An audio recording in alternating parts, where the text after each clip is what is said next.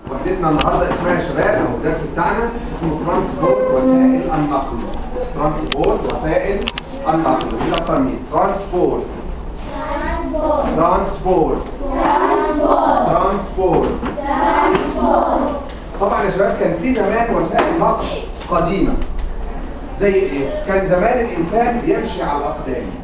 يمشي على الاقدام يا شباب بالانجلش اسمها فوت. قول معايا فوت فوت فوت. كلمة فوت يعني قدم. لما اقول اون فوت يعني يمشي على الاقدام. كان الناس دايما ووك اون فوت يسيروا على الاقدام. زمان دايما بيستخدموا وسيله النقل بتاعت رجليهم اول شيء. بعد كده كمان كان في عندهم وسيله اخرى ظهرت الحيوانات. كان في عندهم الحصان. مين شاطر بيرفع ايده؟ ريز يور هاند. الحصان. يس. ها يس فداء. هورس. فيري جود. هورس. هورس يعني حصان. كمان يا شباب كان عندنا الحمار. وات ذا مين؟ يس بليز. محمد نقول دونكي. فيري جود. دونكي.